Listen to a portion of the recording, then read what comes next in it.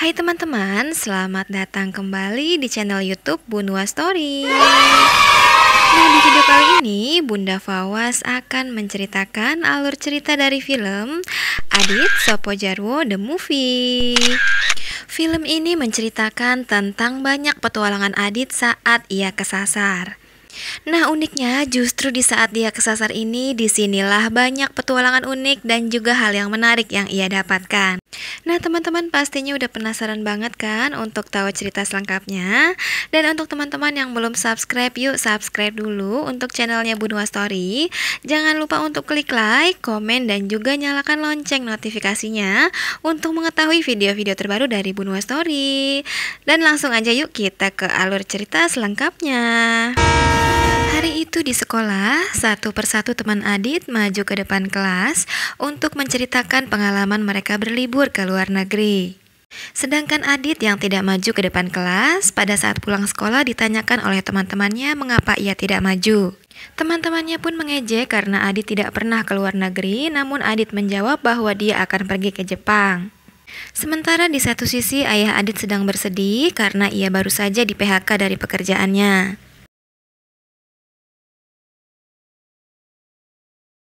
Sesampainya di rumah, ayah Adit tidak menceritakan apa yang sebenarnya terjadi. Sementara Bunda bercerita bahwa pengunduran dirinya baru saja diterima oleh perusahaannya. Memang sudah sejak dari lama Bunda ingin keluar dari perusahaannya dan ia ingin fokus membuat usaha kue. Ditambah lagi saat ini Bunda sedang mengandung adik Adit. Saat itu juga Adit menagih janji kepada ayah kapan mereka akan berlibur ke Jepang. Ayah mengatakan bahwa liburannya tidak jadi pergi ke Jepang, namun perginya ke Jogja. Ayah juga mengatakan bahwa banyak tempat-tempat indah di Yogyakarta, namun Adit tidak mau, ia tetap kesal dan juga marah. Hingga akhirnya Bunda menenangkan Adit dengan ingin membacakan cerita dongeng untuk Adit. Tibalah hari saat keluarga Adit ingin pergi ke Yogyakarta. Ayah pun menitipkan rumahnya yang sedang direnovasi kepada Pak Udin dan meminta Pak Udin untuk memantaunya. Singkat cerita, mereka pun pamit dan melanjutkan perjalanannya.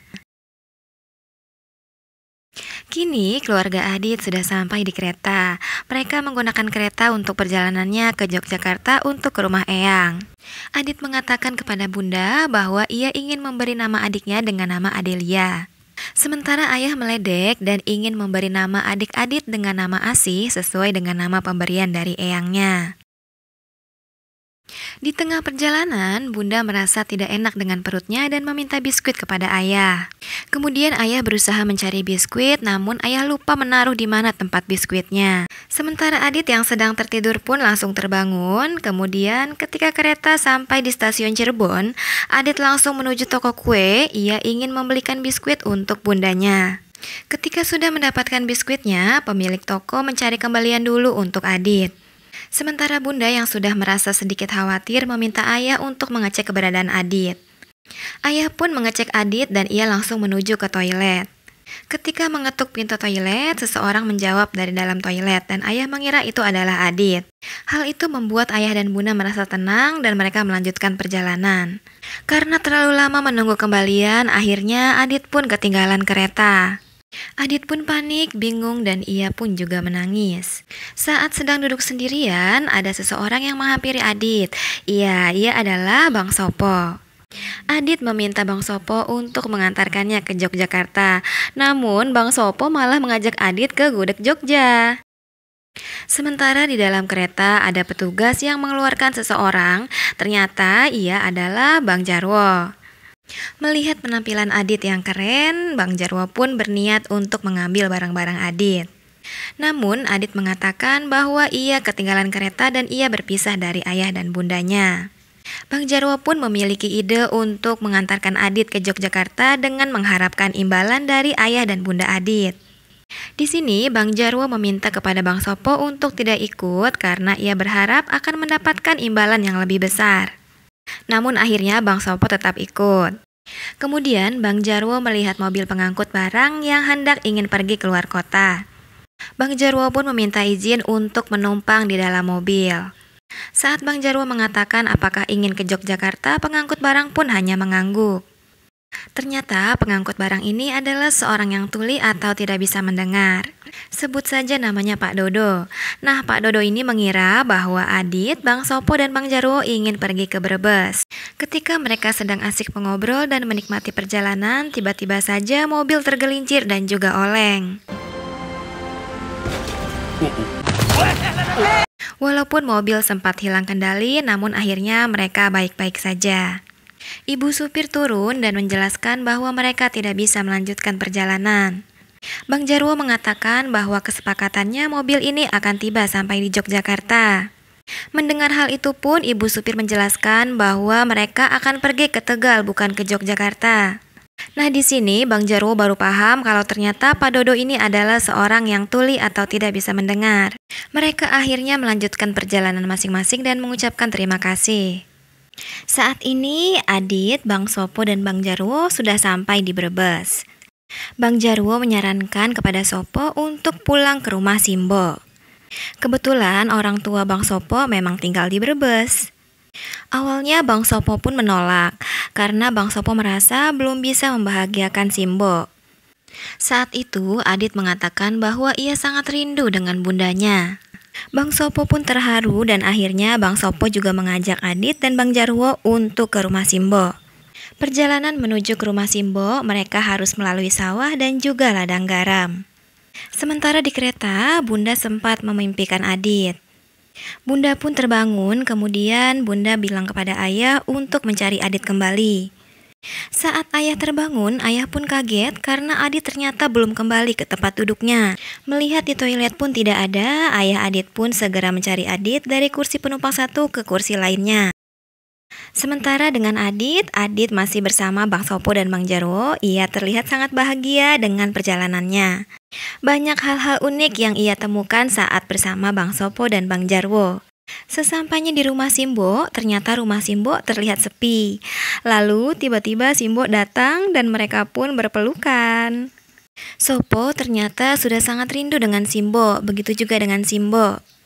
Saat Simbo menyajikan makanan, mereka pun langsung melahapnya. Di sini Bang Sopo bilang kepada Simbo bahwa mereka akan pergi ke Yogyakarta. Simbo merasa senang dan terharu dan Simbo juga menceritakan tentang ayah Adit yang juga asli Yogyakarta. Sementara kerinduan masih dirasakan oleh Adit, begitu juga dengan bundanya Adit yang sangat merindukan Adit.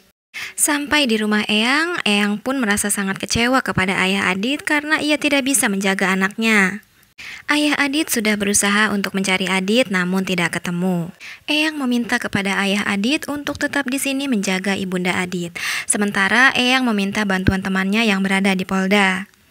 Kembali kepada Adit, Bang Sopo dan Bang Jarwo, setelah dari rumah Simbo, mereka pun melanjutkan perjalanannya ke Yogyakarta. Bang Jarwo melihat kereta ke arah Yogyakarta, kemudian mengajak Adit dan juga Bang Sopo untuk menumpang ke dalam kereta tersebut. Melihat seorang pengendara yang sedang kesulitan, Bang Sopo dan juga Adit menghampiri pengendara tersebut.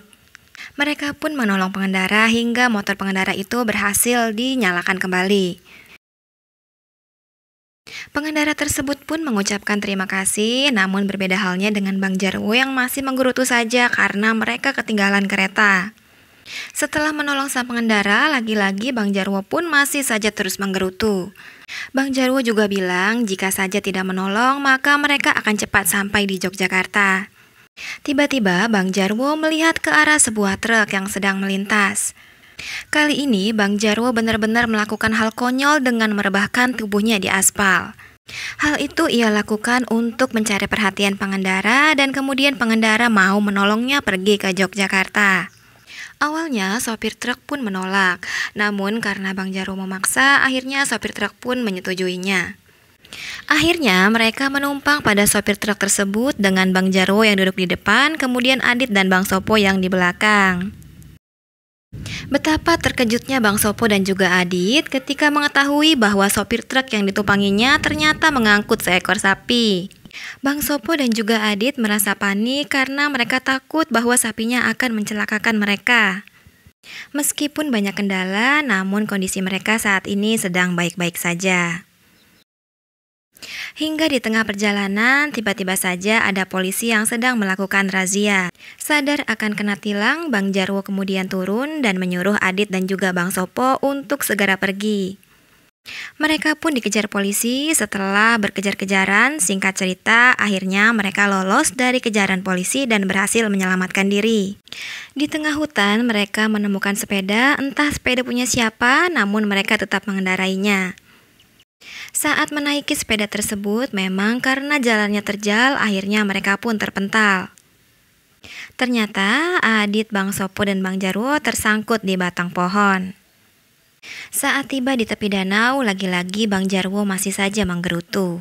Sementara Adit mengatakan bahwa dia juga sangat merindukan bundanya. Dan kondisi Adit pun terlihat sedang tidak fit.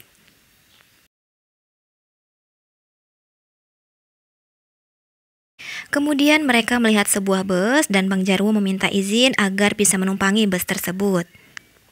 Ternyata bus yang mereka tumpangi adalah bus pariwisata. Ketika bus tersebut sampai dan berhenti, Bang Jarwo baru tahu kalau ternyata bus pariwisata tersebut mengantarkan mereka ke satu tempat yang bernama Dieng. Dieng adalah satu tempat wisata di daerah Jawa Tengah yang terkenal dengan dinginnya karena berada di dataran tinggi. Di sini pun Bang Jarwo merasa kesal dan berseteru dengan Bang Sopo.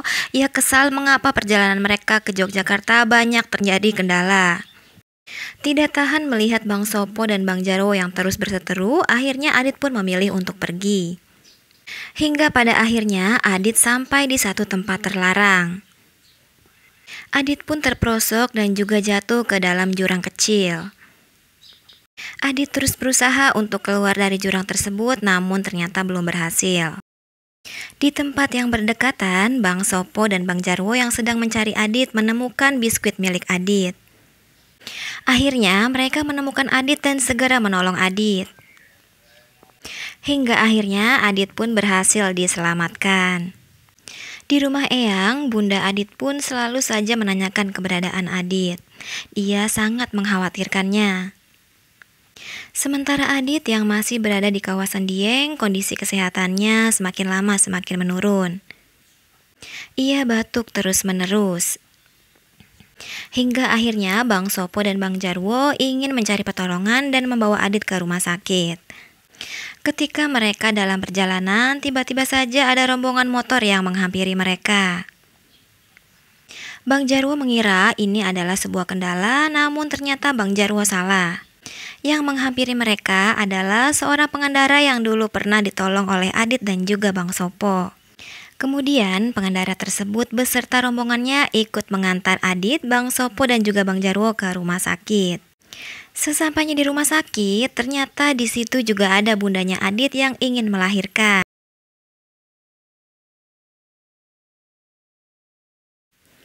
Di sini terlihat ayah Adit sedang berbincang dengan seorang dokter dan ternyata dokter itu adalah temannya. Dokter tersebut menawarkan pekerjaan kepada ayah Adit, namun ayah Adit menjawab bahwa saat ini dia belum bisa mendapatkan jawaban karena ia fokus mencari Adit. Saat seorang suster menghampiri Bang Sopo dan Bang Jarwo dan menyebut nama Adit, ayah Adit pun langsung menghampiri Bang Sopo dan Bang Jarwo. Saat benar-benar mengetahui itu adalah ayah Adit, Bang Sopo dan Bang Jarwo pun bergegas mengantarkan ayah ke ruangan Adit. Saat masuk ke dalam ruangan, mereka pun kaget karena Adit tidak ada di dalam ruangannya. Padahal di sini Adit sedang berjalan-jalan saja. Saat masuk ke ruangan bayi, Adit pun melihat sebuah bayi yang baru lahir yang bernama Adelia. Mendengar suara Adit yang memanggil nama Adelia pun, Bunda langsung menghampiri dan memeluk Adit. Bunda sangat bahagia dan benar-benar tidak menyangka karena akan bertemu Adit di rumah sakit.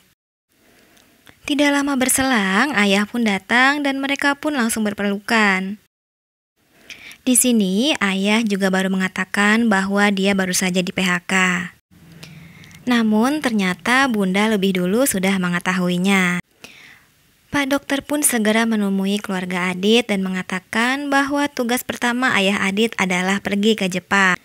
Di situ Adit pun merasa sangat bahagia.